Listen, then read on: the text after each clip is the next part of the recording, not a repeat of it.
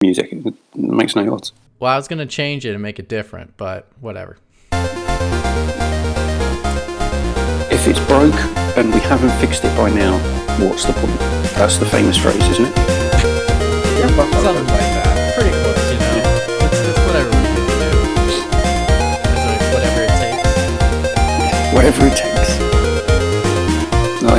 Whatever it takes for the Dallas Cowboys, like secretly filming cheerleaders in the changing room, but then not acknowledging that your member of staff did it, but paying out $2.3 million in damages anyway for the thing that didn't happen. Yep, and it's a great way to say we're live. Yeah. That's enlightening. Yeah, well, if you get to a certain level of wealth, your ability to engage in corrupt behaviour and get away with it grows exponentially. Hello, we are Pixel Pints. We are the only podcast that talks about two things that we enjoy, which is good beer and video games. We're not here to promote drinking. Please drink responsibly. We're also here, not here to promote Russia. We'll get onto that in a moment. So first things first, Liam, how are things with you? Oh, very good. I'm having a great time. Good. Playing Elden Ring mainly. Is Elden stinging your ring? Oh yes, it's really stinging my ring. My ring is very enlarged. Yeah, well, you've got to find the fragments. It's obvious that J.R.R. Martin spent, I don't know, all of about 2.5 minutes working on that script. Well, it's not really the script; it's more the lore, I guess. Whatever. Which is the same lore as every other Souls. So, like, what's the so difference? No, actually, it's pretty interesting. I must say. I seriously do not care. If you're enjoying it, I'm great. I'm really pleased that you're having a good time. But would the internet please shut the fuck up about this game? Well, funnily enough, it's not got weapon degradation, so it can't possibly be the best game in the world ever.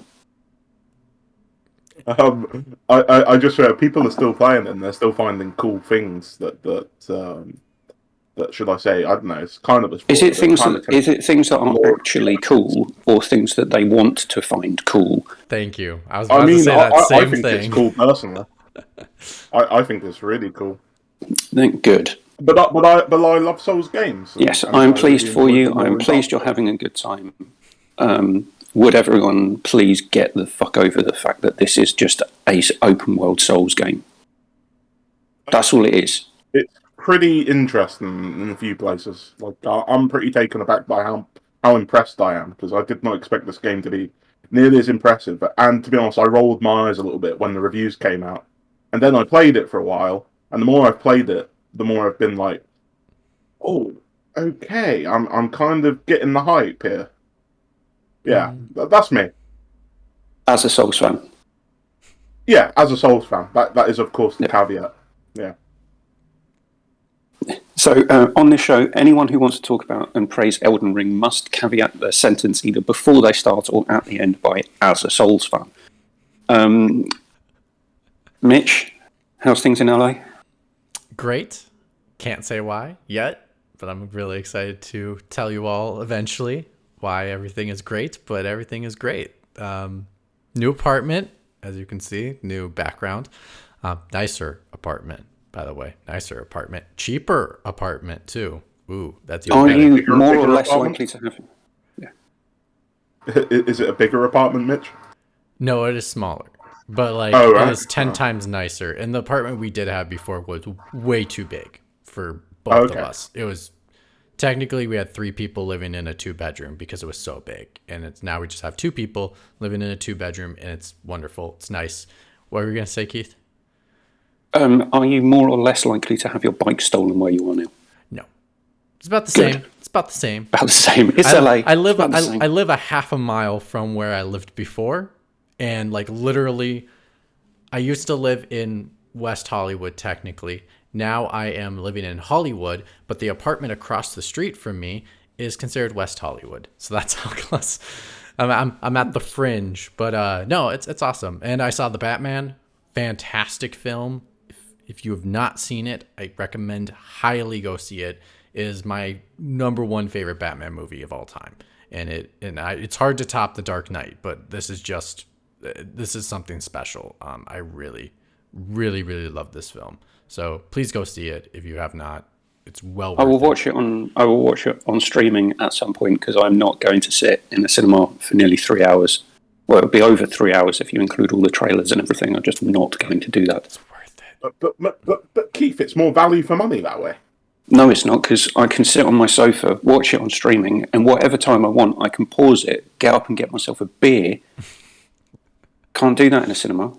Well, anyway, go see it if you can. I recommend it, because I also think, Keith, I think you're doing a disservice to the film, because I think the film is so cinematic in the way that it's noir and it's filmed, and also like literally Matt Reeves has told the theaters in letters saying like, this is how I want the color of your heat to your projectors to be, so that the colors are a certain way. Like, I think it has to be like it's one of those that you feel like it's a must see in a theater, even if you're like, I don't know if I'm going to enjoy it. It's like, it's one of those types of films. Like Dune is one you have to, like, I'd say you have to see in a theater, because it was like really... Don't say that to Keith. Keith doesn't like Dune. I know he doesn't like Dune, but like the cinematography of it. You're on a desert planet with the sun beating down and no one's wearing eye protection. It doesn't make any sense. Anyway, so go watch that if you haven't seen it, and then well, probably haven't seen it because it came out literally today. But anyway, and then I've been playing some Horizon. About 3 hours in, I've beaten the prologue, but I'm like at that portion where you're still kind of in the prologue still, because you haven't reached the immersive, like expansive open world. I'm just in this like little section that I'm getting through, which is kind of like half tutorial, half like early story. I'm still enjoying the heck out of it. I mean, I'm going through all the side quests. That's how much fun I'm having. Like, can I just say, like, I've never thought of this, but so many RPGs do not get the facial animation right on characters, especially on like side missions and things like this. Holy shit. These guys deserve a fucking medal, because these character models are excellent. Even on the freaking side missions and errands, like, they actually have facial expressions compared to other games. And how the hell is this running on a PS4? Because holy crap, like, I can't believe it. I honestly was like, how is this running on my PlayStation 4 right now? I don't know. But kudos to them. I mean, they pulled it off. Well done to Guerrilla Games even. Yeah, so just a couple of announcements. Thank you for watching. If you're watching us live on Twitch at twitch.tv/pixelpints, we archive all of our episodes on our YouTube channel, which means they aren't up there day and date. I do sometimes take a couple of days to put them in an archive online. We also archive all of our episodes on anchor.fm, so you can pick them up on pretty much all of your podcatching services. You can follow us on Twitter at pixel_pints, to see when we're going live, and very little else. But you can also follow us on Instagram at pixelpintspod, where I mainly post pictures of food, some gaming stuff, and beers. That's all our social stuff out of the way. Now we have a short announcement that I'd like to make. And we all must be quiet for this. All right, go ahead, Keith. All right, so thank you very much, Mitch, for doing the transition. We, like much of the rest of the world, are following what's happening in the country of and to the people of Ukraine with dumbfoundment, frustration, and sympathy. Unprovoked aggression based on the decisions of Vladimir Putin will have ramifications for many years to come. Many things have been said about President Putin, or President Pudding, as Joe Biden calls him, but none of which is his desperate need to be loved. Vladimir just wants to be loved. He wants to be loved so much that he buddies up to criminals, money launderers, and gangsters. He wants to be loved so much that he's got an army of cronies to put him and keep him in power. He wants to be loved so much that he consistently lies to the population and stokes nationalism. Boris Johnson also does that, but it's a bit different. And then rigs elections. He wants to be loved so much that he engaged in the direct and sanctioned murder and attempted murder of Russian nationals at home and abroad, including poisoning someone's tea in London which frankly is the most heinous crime you can commit in Great Britain. He wants to be loved so much that he's threatening the whole energy security of Europe, including potentially creating a nuclear disaster. But Vlad just wants to be loved. But he doesn't understand why we don't, because he's a dickhead. Thank you very much. That was our statement on behalf of what's currently going on in the Ukraine. That was actually perfect timing that literally the national anthem ended on your final saying. And I literally boosted up the volume at the end. Wow, it's a spectacle. You'll love this when you watch it back. I thought, whilst it's somewhat trivial to talk about video games when this is going on,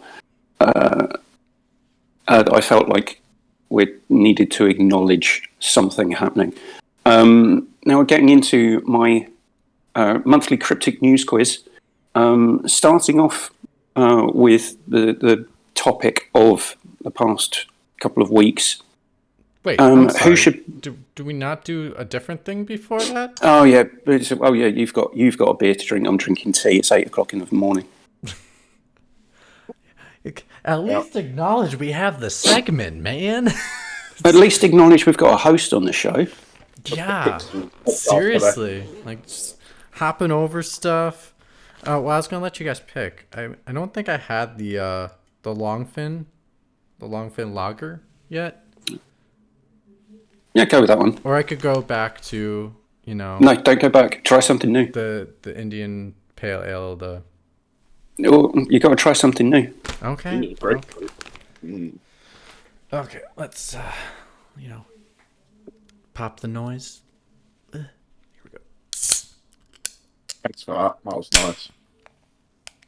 I enjoyed that. It's what I that's why people subscribe to the channel. It's for the ASFM sounds.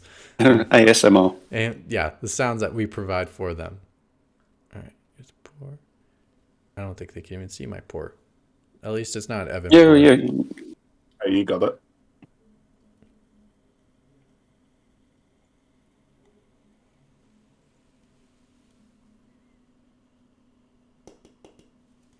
Cool. Oh, this one's looks like a lager. Yeah, it's much lighter. Holy cow! Yeah, so it's see through. Look at that. Okay.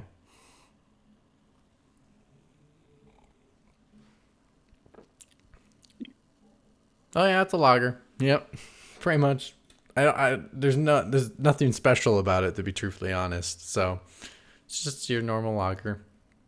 It's not bad. I mean, I actually like lagers, so it's good for me. Anyone else got anything to drink on the show besides McWomble's tea? Which hopefully it's not poisoned. Oh, definitely not. I don't know now. I just called Vladimir Putin a dickhead live on the internet, so I think someone is going to be after me. No, Twining's English breakfast. Nice tea. All right. Back to the show. Right, so get into my cryptic monthly news quiz where I just arbitrarily pick news stories that I think are interesting and then turn them into cryptic clues. But for the first one, it's not going to be too cryptic. Right, so who normally derided deserves some praise? Oh. Normally derided deserves some praise. Don't say Gabe Newell. No, think about the statement that I just gave. Oh, is it Microsoft not selling in Russia?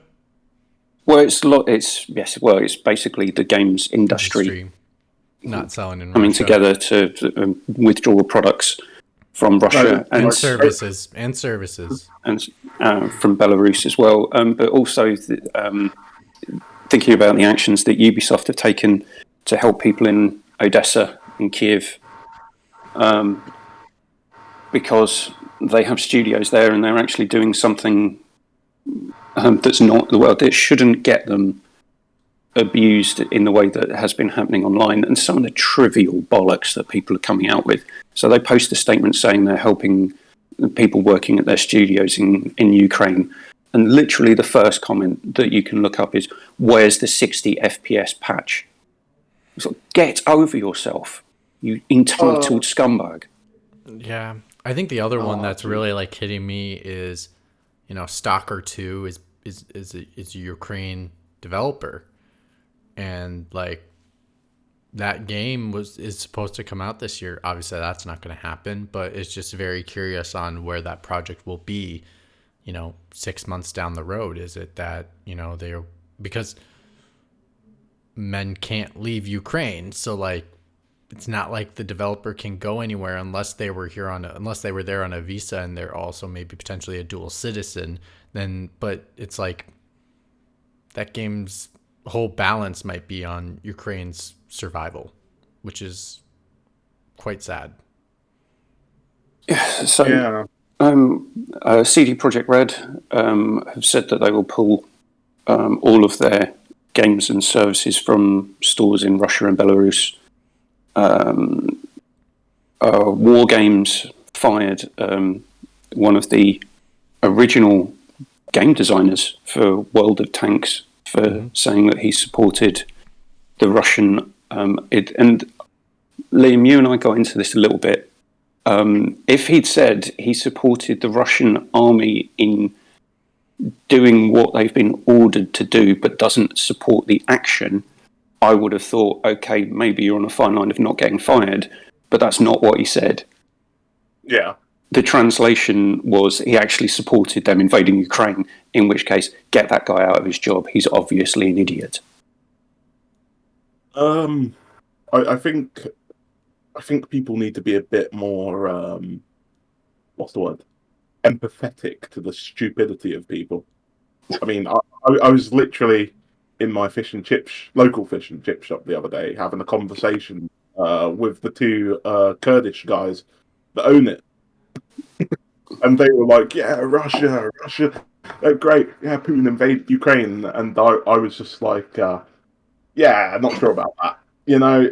People have a lot of stupid opinions.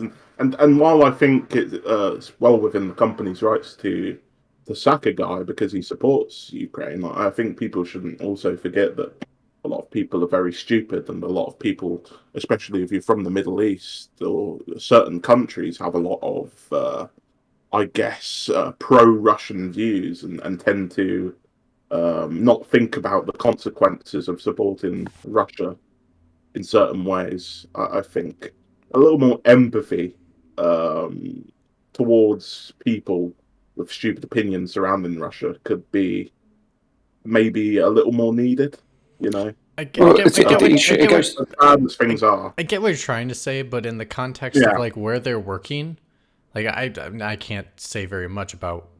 I got a new job. I can't announce what it is yet, but I've been going over a lot of NDAs and a lot of policies and procedures for this big tech company.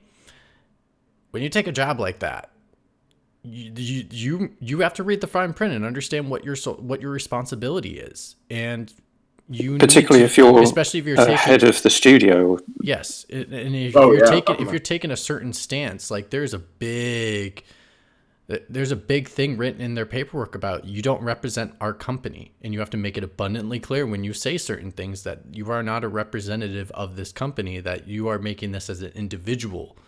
And so I think that also gives them that also something that they have to keep in mind. And if they can't handle that, they shouldn't have the job.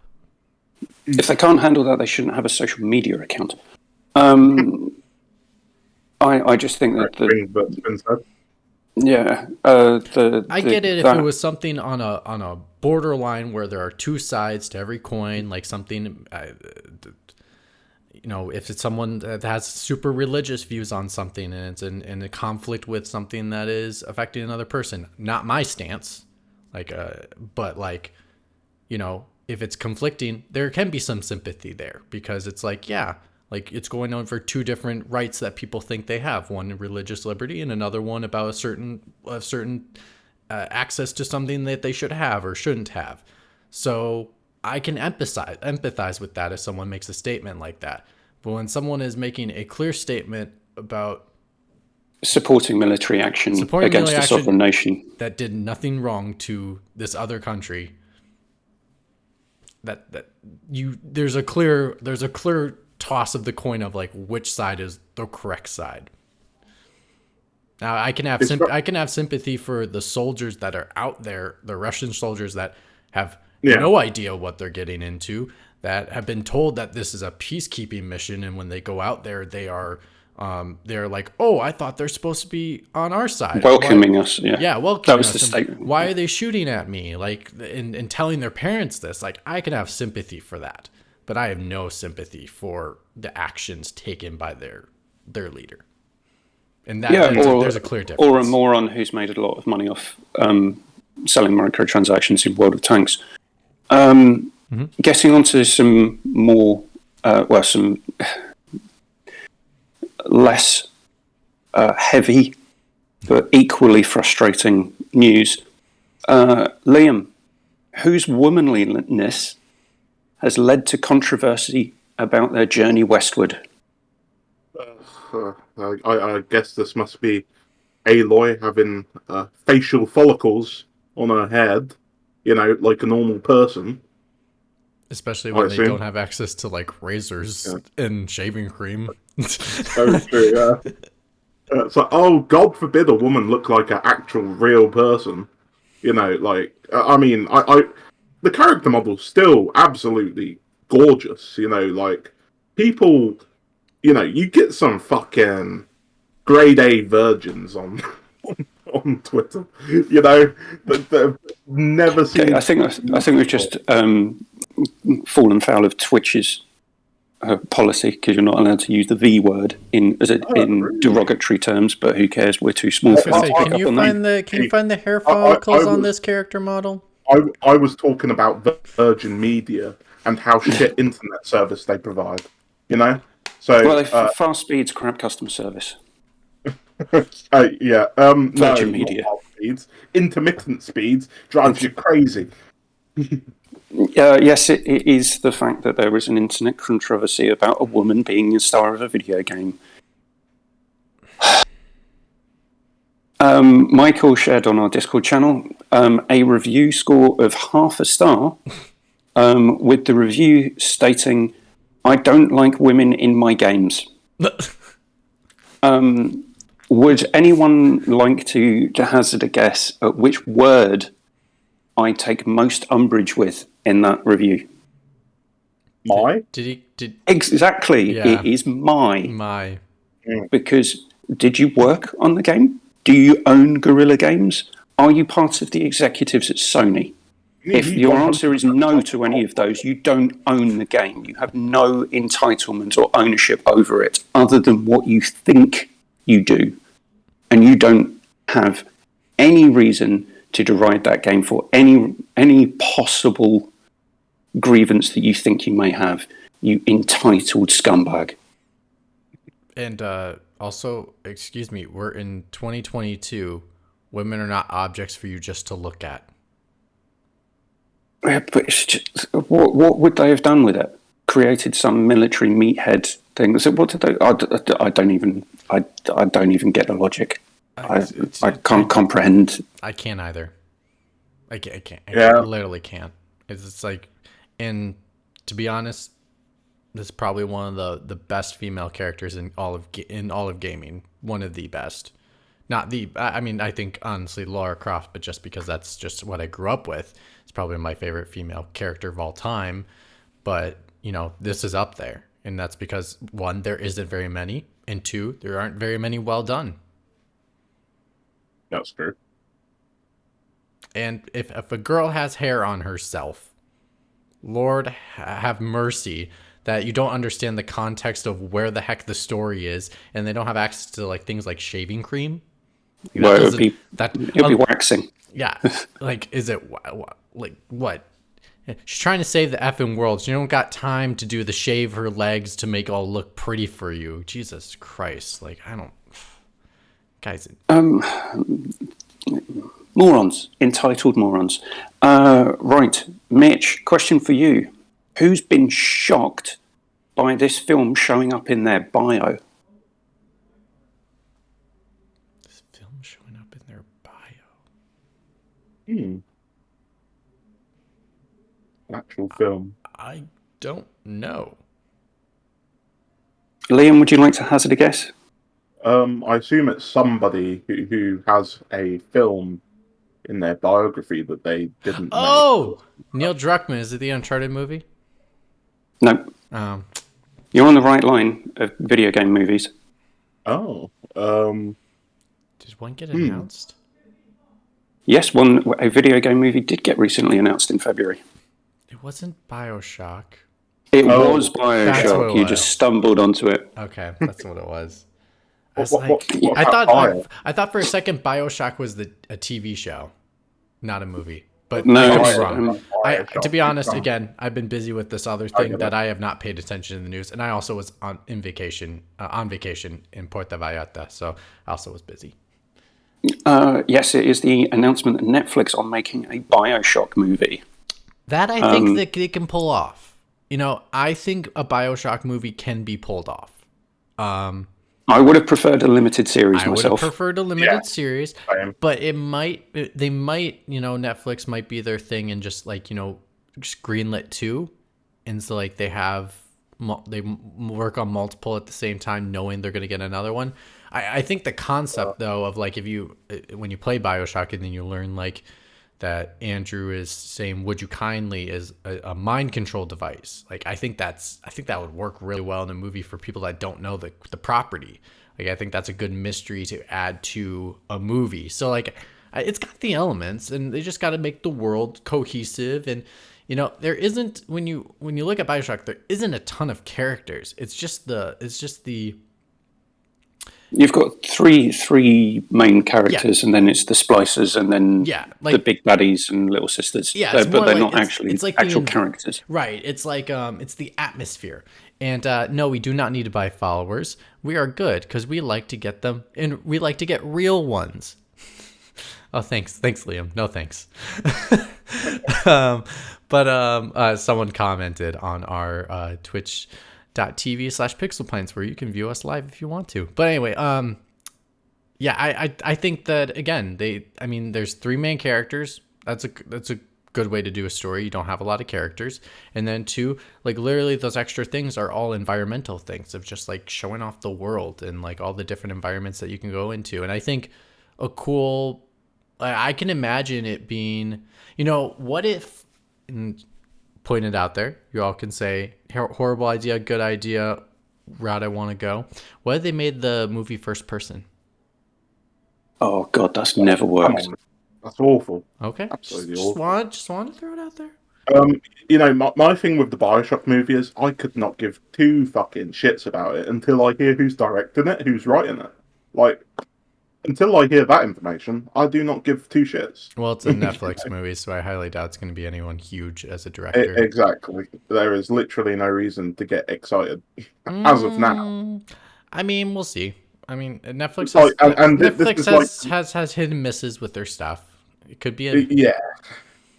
But also there's a video game project was announced. 5 years later, movie project is cancelled.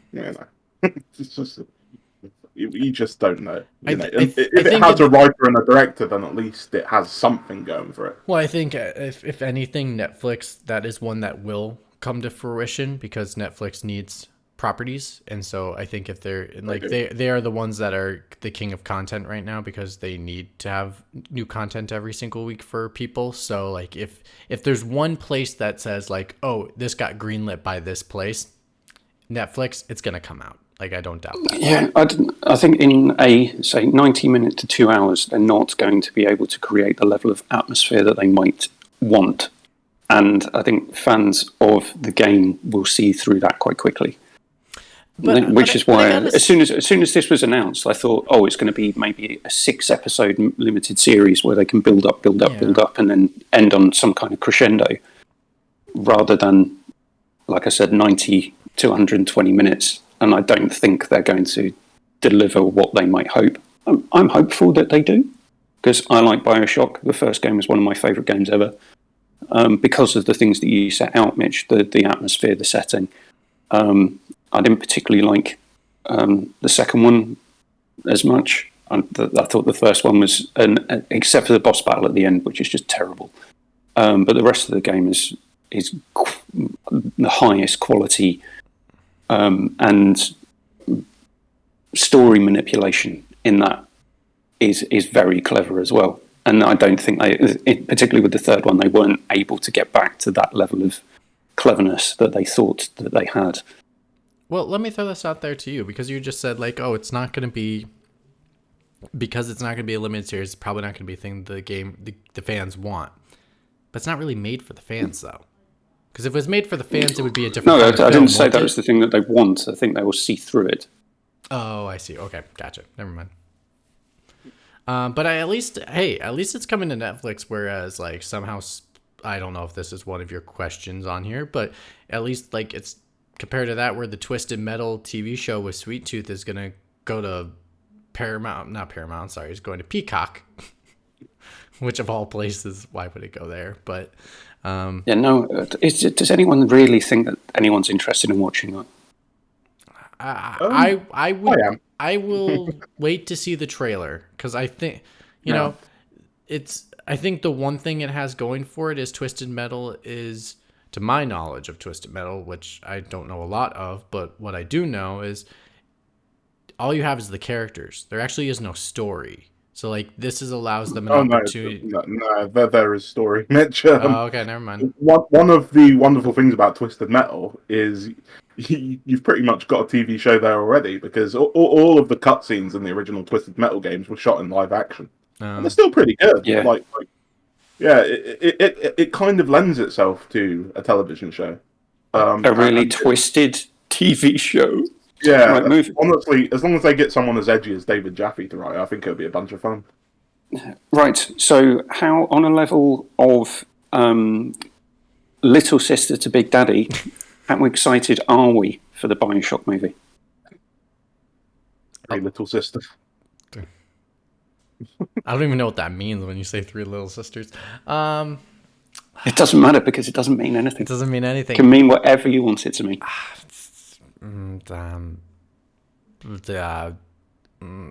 I'm fascinated. I'll go Big Daddy. Good. I'm hovering around a Michael. What was it? Not Michael Ryan. What was the name? Andrew Ryan. I was actually gonna say Andrew Ryan, but I didn't think that was gonna count. So, yeah. Darn it. Yeah.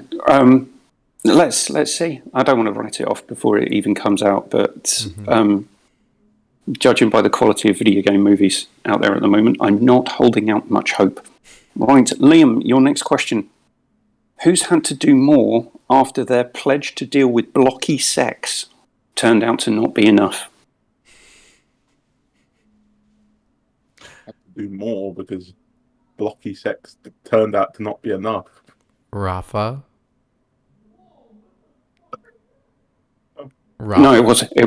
It wasn't Michael. Michael's your hint. Is it? What game has blocky sex? Come on. I was thinking of something like Minecraft or Roblox. Oh, you're on the right track. Okay. I'm assuming that one of those two games must, because I know Minecraft in the past has had a problem with having weird sex videos in the YouTube algorithm, which is like the oddest thing ever. But I'm going to take a guess and assume that it's probably Roblox having sexual content inside the game. It is Roblox having lots and lots of sexually explicit games listed on their store, many of which are accessible. It's confusing me. What? Michael talks about Roblox. Does he? I've seen him talk about Roblox. Yeah, when he's not talking about GTA and Animal Crossing to me. Yeah, if he's not talking about those two, it's that. Well, now it's the bloody Stream Deck. Yeah. Yes, it is the story picked up by it's the story picked up by the BBC that there is still hundreds and hundreds of sexually explicit games on the Roblox store. And this is after a statement that they said that they would try and tackle the problem. I mean, they're trying. Doesn't mean it's working. But They're what technically other not lying. They said they're trying. Right. For some bonus points, what other controversy, which seems to have not got as much traction in the media as the beware of boobies and penises in games, have Roadblocks been involved with? I'm gonna say either it's people's intellectual property being in the game, I would assume, or NFTs maybe. I'm thinking selling products to children. Swap that round, and you'll be correct. Selling children? Well, selling children's products. Oh. Roblox is selling children.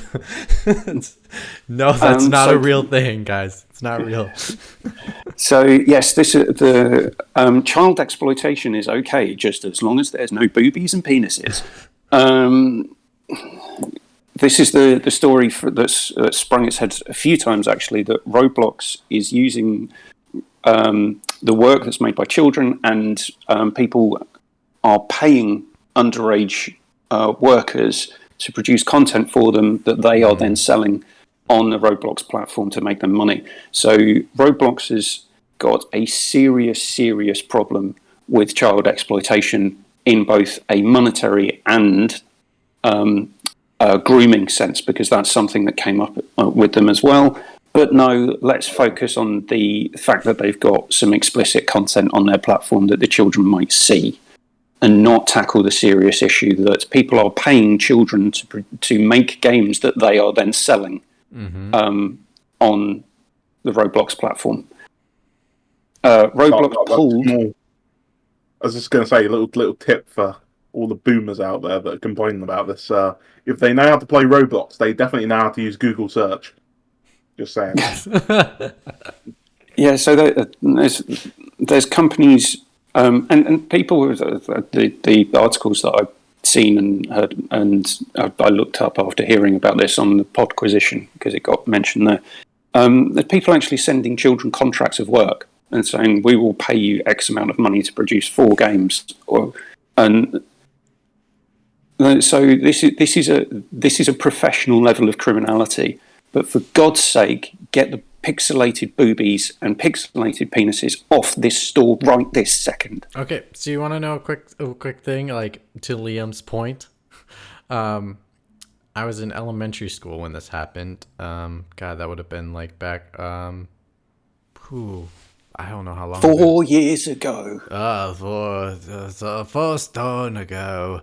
Anyway, actually, we used to have like the old Mac, like, you know, the old school Macs, the ones with the green lines, and then you could play like only a couple of games on them. But anyway, when we started searching the internet for a project, someone looked up bunnies, and of course something popped up on our school website, on the school Google search, which was Playboy bunnies.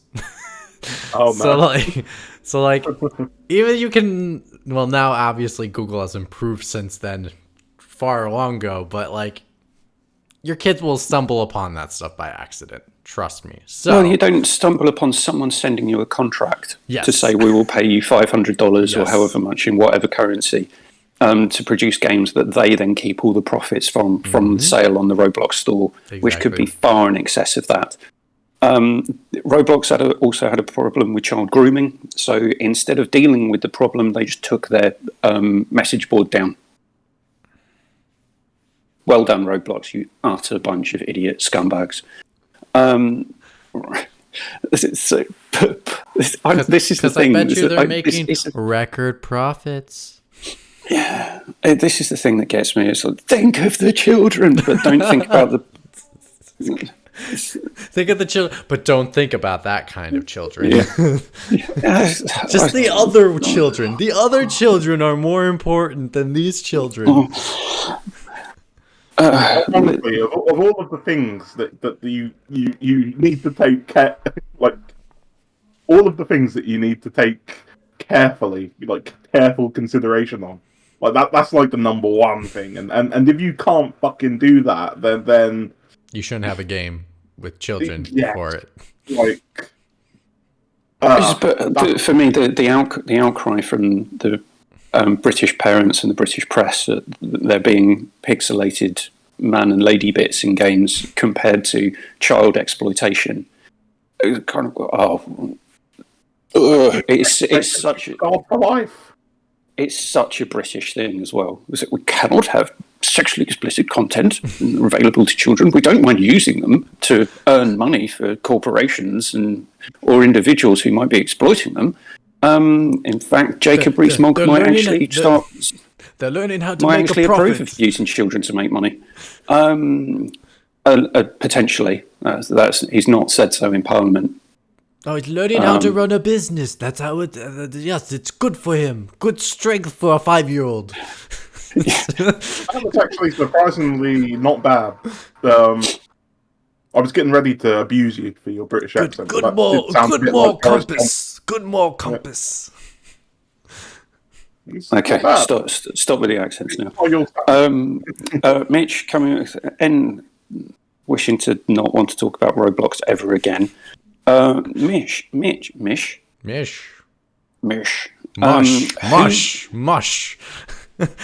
Whose Twitch caused a problem for their mixer?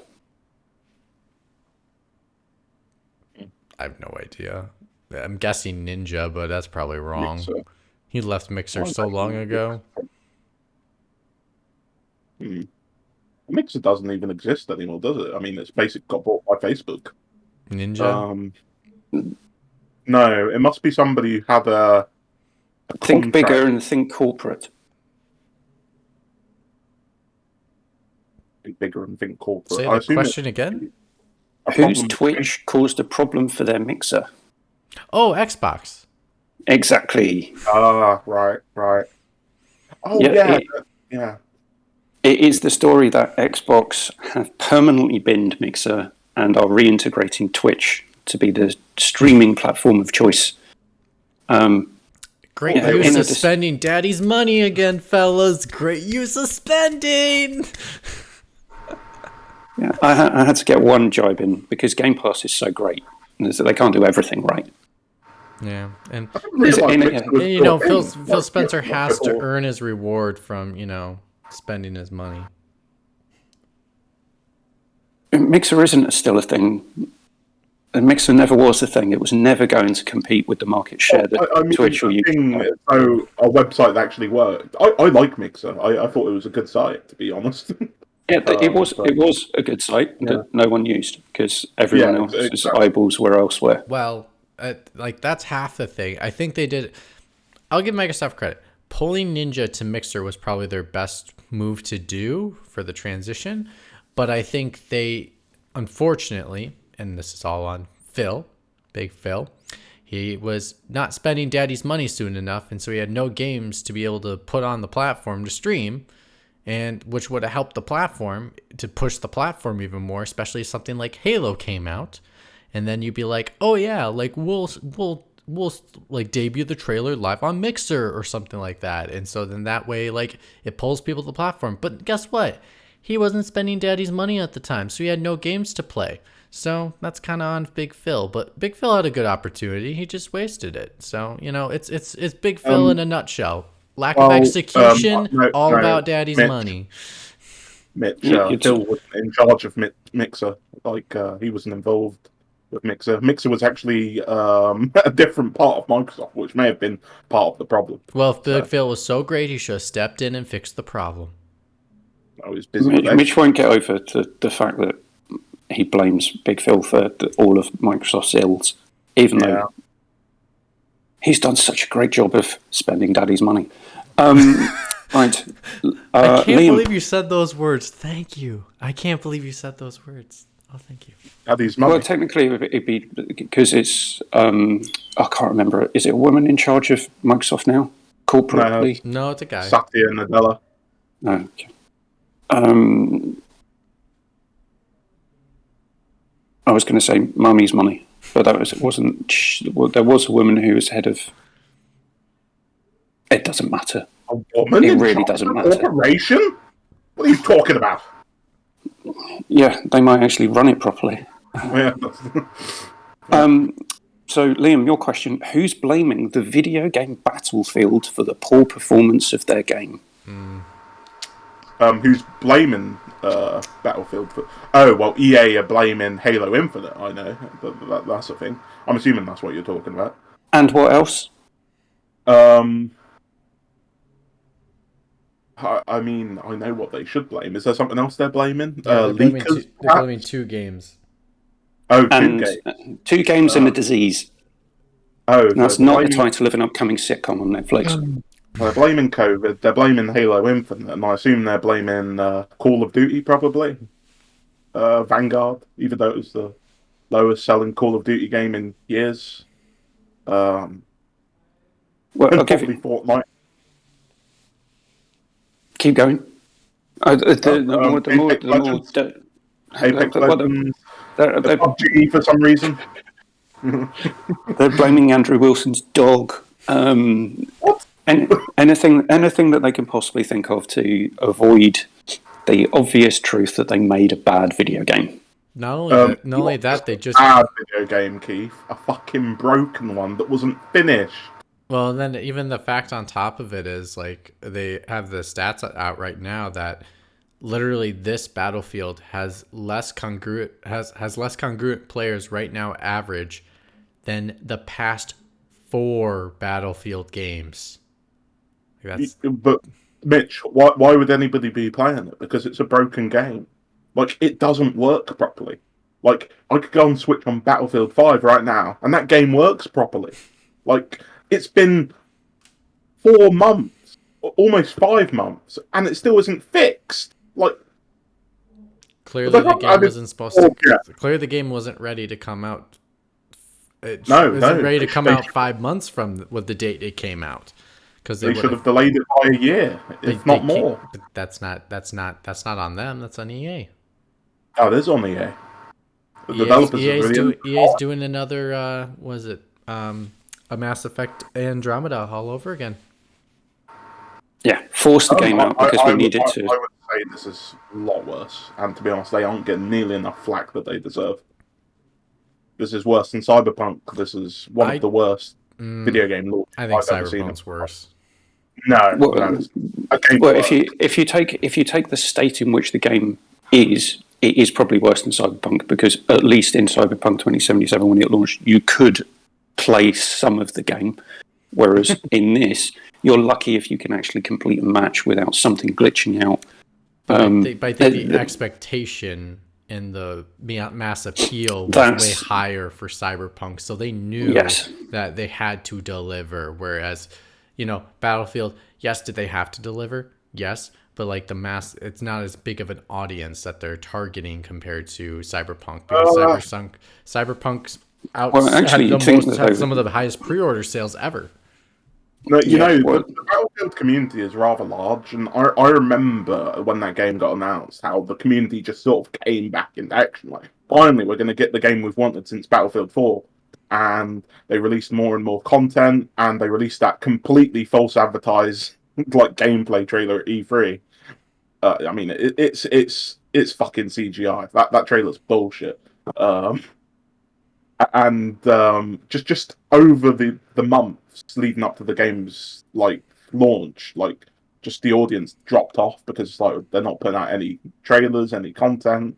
Then the beta came out and everybody was like, "Oh, yeah, no, I'm out." Well, at least Liam, there was warning signs there. Cyberpunk made it look like it was all roses and daisies, rainbows and sunshine because they're like, oh, look at this. We have a little preview of some extra gameplay here. Oh, look, we got another preview. Oh, just the fact that the rest of it's fucking broken.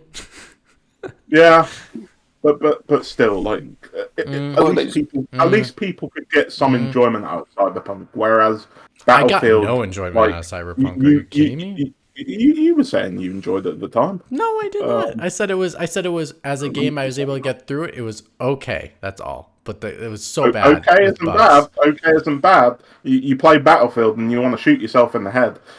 Just saying. I mean, yeah. That's somewhat hyperbolic, I hope. Yeah. Our access to firearms in the UK is much more limited than other countries. I've sadly lost many friends to Battlefield 2042. So what could they possibly have done other than not force a game out for release? I forgot. There's going to be a bonus question at the end because in Need for Balance, we need to slag off Sony a bit. So what could they have done other than force a game out which charged full price for a broken piece of tosh? Well, I think in context, probably this one, when you say what they could have done better, they did exactly what they should have done in this context. And hear me out. They one, at least gave you a beta, so you knew it was broken. Compared to another game where they kept telling you it was fine, it was going to be okay. There was only 2 months between the launch of the beta and the launch of the game. So there is no way that if you played that beta, they would have been able to fix all of those issues. Exactly. But I'm going to tell you, Mitch, internally they absolutely regret having that beta out there. Well, but at least they were transparent. No, they weren't transparent. They wanted transparent. To test their servers. What are you talking about? They wanted to test their servers. I don't care. They at least put it out. That's being transparent. No, that's transparent by accident. Yeah, there's a difference. Transparent. It's regardless. It's like at least like they didn't give you a demo of Cyberpunk and you could see how broken Cyberpunk was. I'm sorry, but yeah, it's transparent, but not on purpose. They don't deserve any credit. It was unintentional. Yeah. Here's our broken mess because we want to test the servers. And it was part of the game's advertising because they had to included the beta in the pre-orders, so they had to. Well, I think in context, regardless, they did everything they could have, which is when they had the beta, it gives people an opportunity to test the game. And even if the game is not good, they at least gave you an opportunity to try it. Or hear from people that had an opportunity to try it to say where Liam says it's like shit. And please don't buy this game. Whereas some companies, based in Poland, that constantly was telling you this game is going to be the game of the century and was hyping it up. They knew what type of hype train they were going for, and they knew what they were releasing, and they let it happen. Whereas, at least when the shit hit the fan with Battlefield on the beta, they weren't like hiding behind anything. Yes, did they say, "Oh yeah, this is a little bit of an earlier build of the game," but we all know that they said it was 3 months old. And and that's what I said. And at least what we know as gamers, that's not enough time to fix what was broken. And so they said it was. They may say it was, but at least we got to try it for ourselves and see for our own faces and see it. I think what we need to say about the situation is Cyberpunk's launch was shit, Battlefield 2042's launch was shit, and quite frankly, there's no excuses that can be made for either of those games' launches. I don't even think we should compare them because they were both shit. But that's not his question. That McWomble's question was, what could they have done? And I said they did exactly what they did exactly what they there's nothing else they could have done to show you the game was not going to be good. There is something they could have done. They could have delayed the game. That's not the question, Liam. That's not the question. That would have been a solution. Yeah, Keith said besides delaying the game, what else could they have done? And I said they did exactly what they could have because we got to see the game for what it was. And at least we got that compared to other games. That's all. They couldn't delay the game because they had shareholders who were expecting a game release. And this isn't the first time that EA have forced the game out the door to meet shareholder expectations rather than release a good, finished game. Right. Sorry, I meant Anthem. and Anthem, Mass Effect Andromeda it's almost as if the executives at EA are trying to kill off studios. Yeah, they just don't like BioWare. Mitch, whose Call for Duty has been delayed? Oh, that's Activision. Or should I say Microsoft? Yeah. Because, like, to be really honest here, let's be honest, fellas.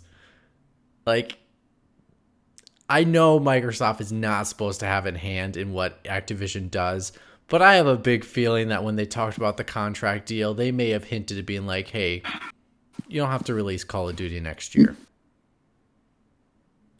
Apparently it was all Activision, actually. Like, I don't people believe it. are Well, inside. the heads of you could have had the heads of Sledgehammer, Treyarch, and Infinity Ward to just go up to Phil Spencer and just, for God's sake, let us off just 1 year. Well, I had this conversation with a guy in our Discord a while back, and I was explaining why I thought that Call of Duty was going to stop being an annual franchise. And they basically compared. They basically said it in their latest financial call that they think that the sales of their latest game, Vanguard, was basically damaged by oversaturation of the market, and that people weren't getting Of their own invested. content. Yeah, they Yeah, literally put exactly. out their own game. Yeah, people weren't getting invested in the game's player bases and the game's content because they knew that another game was just going to come out the following year, and they found that they were making more money from microtransactions than any other part of the game. So it really stands to benefit them by not releasing a game every single year, especially when you're getting diminishing returns from games like Vanguard, which I think is great. So that game actually deserved to sell a bit more. But yeah, Well, when that's you me. release a game called Warzone that's absolutely free, that gives you the Call of Duty experience everybody wants, which is online multiplayer. And the reason why the vast majority buy Call of Duty every single year, of course, is going to be diminishing return. Because no one cares about the new Call of Duty game because the multiplayer doesn't matter to them because it's like, oh, I can play Warzone. That's all that matters. I mean, And that's I would say that Mitch. it's a Yeah. very different experience playing Warzone to playing Call of Duty multiplayer. The reason that the two are so well associated is because if you want to be competitive in Warzone, you really have to buy that year's release because they boost all of the stats for the new weapons that are linked to the new game. So that if you want to be competitive in Warzone, you have to get the new game. Otherwise, you'll be using the old weapons that they nerf into the fucking ground. So to incentivize people to buy the new thing, and I think people just got fed up with it, is an element to it. I do watch a fair amount of people streaming Warzone, and a lot of people just were getting really fed up that they felt they had to grind the new game to keep up with the meta. And a lot of people fell off Warzone for that reason. And a lot of people fell off Vanguard because you've just got to play the multiplayer for hours and hours and hours to be competitive in the game that they wanted to play. well, what I'll find really and we'll never know the answer, to be truthfully honest, unless we get some fly on the wall. Can you be deceitfully honest? Or get? I want to hear some deceitful honesty. Or get in the room. Is I wonder out of curiosity what the contract is with Sony with Activision. Is it that they have rights to what is like quote unquote the next 3 Call of Duty games, or is it they already are titled or they're named? Excuse me, they're named by project name, and saying like you have rights to project NYXZ, or it would be interesting to see what the case is because them skipping a year, especially with this potential acquisition that is still going through the court system and everything, it will be interesting to see if that takes away from their Call of Duty sale that they wanted to do. Mitch, that they already confirmed that Call of Duty is going to still come to other platforms. Yeah, but they might change the name. What do you mean? They won't. Because I think, Pachter brings up an interesting point that they might have the option to change the name of Call of Duty but keep the style of Call of Duty. And there is no way they would change the name. There is that would be like Gucci trying to change their name. Why would you do it? The brand recognition is so strong. I think they would do it to keep Warzone, but maybe they would do it to do a different take, to say this is a fresh new take on Call of Duty, but it's not Call of Duty anymore. I don't know. That's just I mean, it's fascinating. Call of Duty ain't gonna leave PlayStation when they stand to gain the amount of money that they will gain from keeping it on that platform. I mean, Yeah. they've even said that they want to bring it to Switch as well. So That'd be like, yeah. Billy, are you playing? I- Are you playing Mario Odyssey? I'm playing Call of Duty, Mom. Die. Yeah, but I can tell you that I mean, it pretty much got confirmed that their deal with PlayStation will expire in 2024 because they're entitled to 3 more games within their contract, which will be the one coming out this year, Modern Warfare 2, Warzone 2, and then after that will be the game that releases after that, and then their license. Well, I guess advertising arrangement would be expired. So then you'd start seeing Call of Duty games associated with the Xbox platform, I guess. Well, what I'm hoping for is that I can play Infinite Warfare again without having to get gouged, because it's that game. You can get a pre-owned copy for, even the pre-owned copies are stupidly expensive. I don't know why, but the ones on the digital store, it's £25. What are you talking on about? So I'm hoping all of the old games show up on Game Pass, and I can just dive into whichever Call of Duties I want to whenever I fancy. And then we'll have to see what they do with the multiplayer and microtransactions that were in those. Do we actually think that all of the studios who've been roped into working on the Call of Duty hamster wheel will actually get released onto other wheels that they will then need to jump on? Because I am somewhat sceptical. I think that will happen. In fact, I think it's already sort of slowly starting to happen. Like they've taken Raven Software off of Warzone, essentially because Warzone 2 is being developed by Infinity Ward instead, and I think they're going to take Sledgehammer off of Call of Duty as well, because if you're releasing a Call of Duty game every 2 years, which means you only need 2 studios for that. So one tryout game every 4 years and one Infinity Ward game every 4 years. And then Sledgehammer, they are working on other projects as well that aren't Call of Duty anyway. So the reason that I'm somewhat sceptical is because, like we've discussed, Liam, Warzone is currently a buggy mess. It's always been a buggy mess. Yeah, and it's become more and more buggy the more games that they've integrated into it. So I can understand why you need the amount of support behind the scenes to try and squash all of those bugs. And even if every patch that they release breaks something new. So I understand people saying we don't need a Warzone 2. Yes, you bloody do. Yeah, they do. The developers inside of Activision absolutely hate Warzone. Like they hate developing for it. They hate it with a passion, and it's such a difficult game to develop for that they've had to bring in every Activision studio to work on it, because it's like Frostbite all over again. It's just it doesn't work in the way that they planned for it to work, because it was designed around creating a single player Call of Duty campaign and not a multiplayer environment. I believe is the case. So everything to do with multiplayer is quite difficult. Ironically, you think they would focus on the multiplayer aspect of these games, considering that's the part that makes them money, but no. Well, to deal with some of the latest bug, which they've not been able to, at least I haven't seen, because sorry, excuse me, I can't believe I've still got the lingering bloody cold. Not COVID, tested multiple times, all negative. It's the flying cars. That was so funny. So we've released this patch to deal with an issue with the Battle Royale, but we've unintentionally given you the ability to fly all of the vehicles, not just the planes. Well done. But right.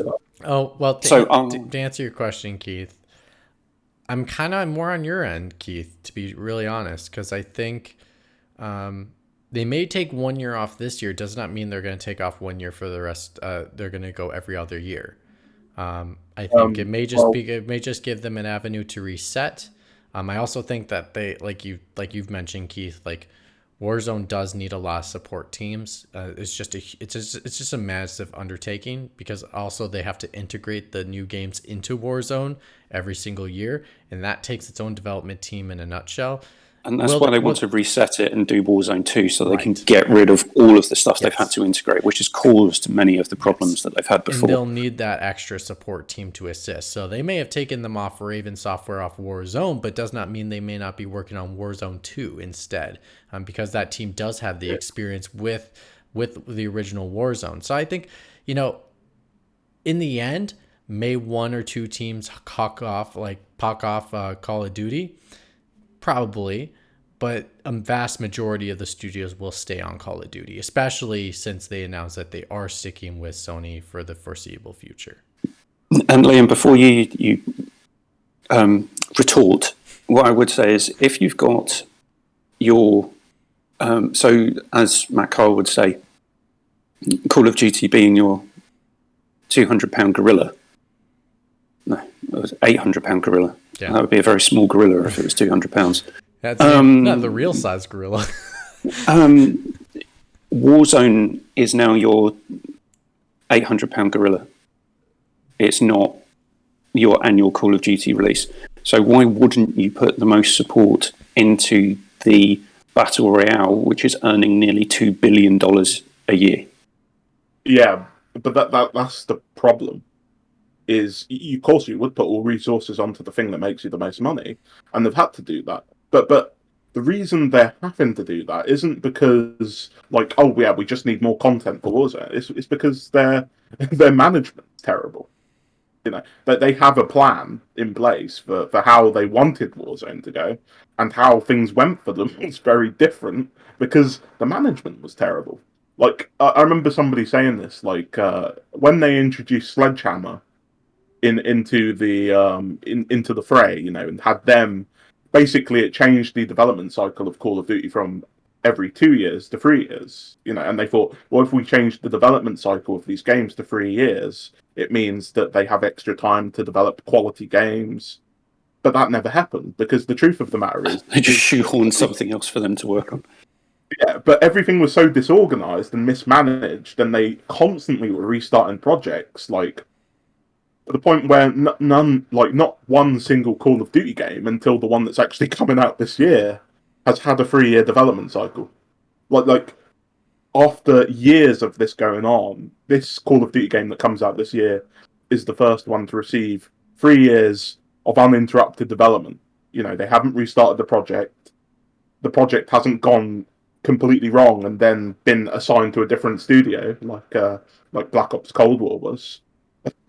Well, it's interesting. And thankfully, I was just saying, thankfully, with Call of Duty going over to Microsoft, that there's hope without Bobby Kotick having his fingers in it, that they'll actually be able to manage their studios properly and won't need to lump everybody onto the Call of Duty ship, because they are so mismanaged that they need all hands on deck to get the product out on time.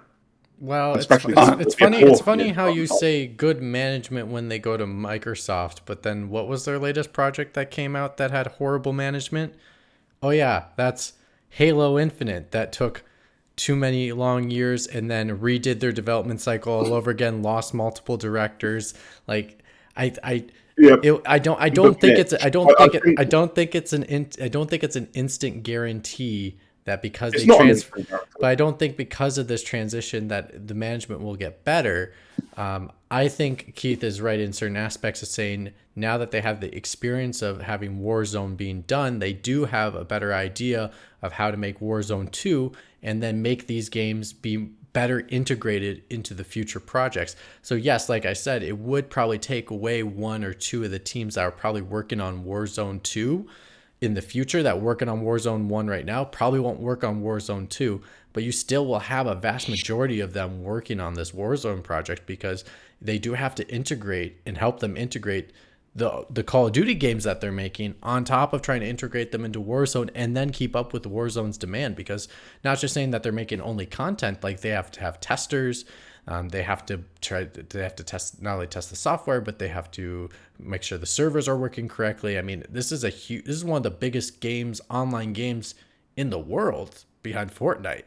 Like this is bigger than even one of their Call of Duty titles by themselves, because again, it's free to play. So like there's even more people on this title. So like I don't see it significantly dropping to the point where they're going to have like half of their studios readily available to work on other projects. Yeah, there's currently 6 studios who are attributed to working on Warzone.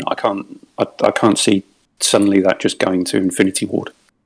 Yeah, well, I mean, this year's Call of Duty game that comes out has 9 different studios working on it. But what I'm saying is you don't expect the studios to just stop working on these projects, because like they're sort of. But that's what we've been told. Yeah, we have to believe what we're told by video games companies, Liam.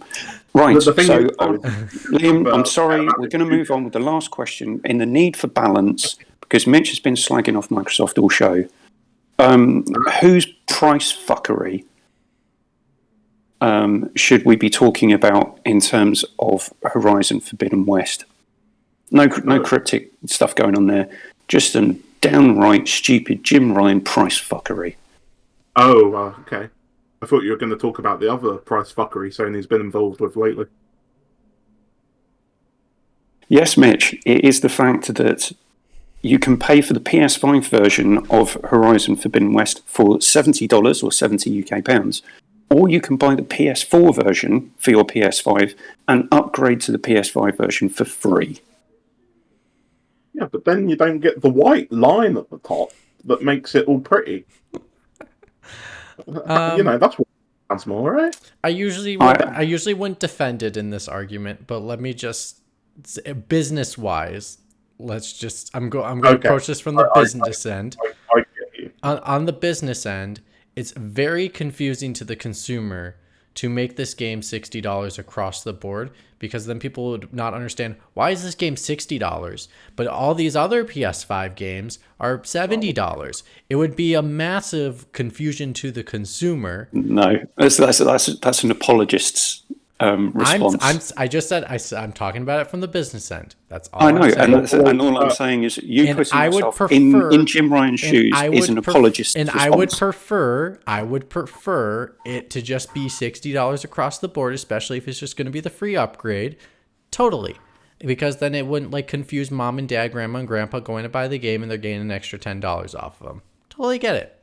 Totally. It's price gouging. It's price gouging people who are unaware that there is a cheaper option for the same experience. That's all it is. I will tell you, though, I was at the store when I bought this game, and someone told me, he was like, what's the difference between the PS4 and the PS5 version? And I told him, just buy the PS4 version because you get the upgrade for free. And he goes, oh, didn't know that. I was like, yeah. So, like, yes, you are correct. It is in a sense price gouging and very confusing for the consumer. I think unfortunate that Sony made a promise, which I think was a good promise to make. Like, I'll take the free upgrade, but like it is it was a little bit of a bad thing on their part to promise free upgrades for all these launch titles, because it made it very confusing when they decided to up the price. Well, I mean, they kept their promise. They just made it confusing on purpose. Yes, but that's what I just. That's why I just said. Yeah. That's what I just said. I said they made it confusing. Yeah. They did it to themselves. They shouldn't have done it. They didn't do it to themselves. They did it to their customers. They did it to the most loyal customers as well, the early adopters. They should have just kept one message. Either it's all $70 or don't put the price up. Which I prefer to not put the price up. Did you notice that on the PlayStation Store, if you're trying to buy the PlayStation 4 version, like me and Gio and Keith know that it's a free upgrade to the PlayStation 4 version, but there's nothing on the actual page for the PlayStation 4 version that would let you know that. I did not know that. As far as I'm concerned, that's false advertising. Well, there you go, right? Are you sure it's not in the information section? I swear they... Let me finish, right? Before the game launched, it only said for PlayStation 4. When you go onto the on the PlayStation 5 store, you can't see the PlayStation 4 version of the game, right? You can only see the PlayStation 5 version that comes with the PlayStation 4 version. But if you go onto the online webpage or you go onto the PlayStation 4 store, you can see that there's it just shows the PlayStation 4 version. It doesn't show the PlayStation 5 version.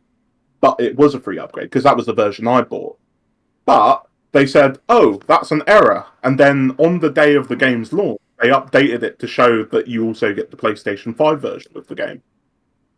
I mean, I come on, it wasn't an error. They did that on purpose because they didn't want the general public, your average Joe, to know that you could just simply buy the PlayStation 4 version and get the PlayStation 5 version for free.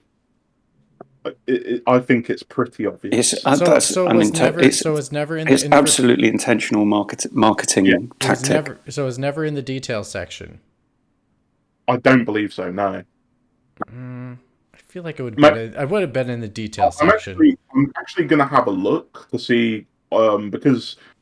No, actually, that's a pain because I think it just it came out yesterday. So you can't find out with you can't find out. But I like to I understand like the whole like putting it on the title, but I'm pretty sure they would have put it in the detail section. If not saying like it would have, they probably would have at least said because like it's on the freaking box. Like they would have probably said like PS5 upgrade available at least.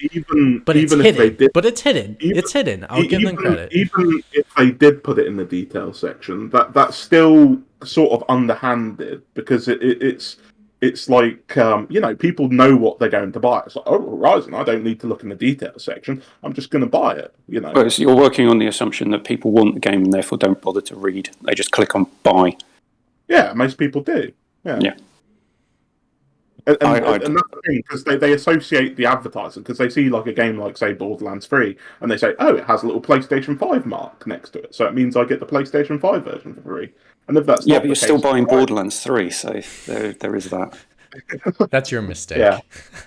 but I think it's a very obvious sort of cut and dry anti-consumer decision that they've made. They've done it on purpose. Like, I don't think they made a rod for their own back by saying we want to put the price of games up, even though there was no real basis to do so other than we want more money. And then they've had to deliver that promise, but also not wanting to lose out on all of the potential sales at that higher price point. So they've had to connive a way to do that. And I really, really don't like the fact that it is price gouging. No one will convince me otherwise. I'm not going to convince you otherwise because I agree. And on the point that Microsoft can't manage the production of Halo and Sony are a bunch of price gouging gits. I wanted to say that as well. Because we're all about balance here. Vladimir Putin's a scumbag. No, there is no balance to that. I think at least Microsoft delayed Halo, Yeah, still needed more time. It needed more time, but at least it was a better product. Like, a lot better. It's playable. You can go and play it right now. You're making excuses for a bad product. No, I'm not, because it's a good product, but it could have been better. It's a working good product. It could have been better if they played it by another year.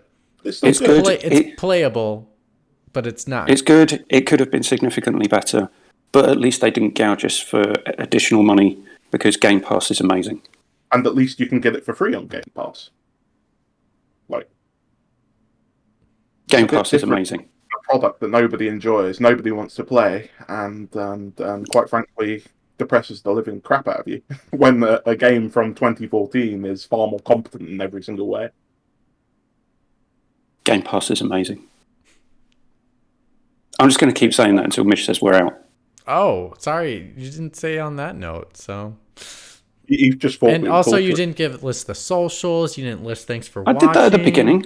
People aren't watching now. They've given up. They heard us talking about Sony price gouging its customers, and they thought, we can't stand for this. We are going to switch off this video now. Sony are the greatest company, not called Nintendo. We have one of our most loyal viewers, Dan, in the chat, not on the show. So Whereas, yeah, and on that note, Kids, do your research.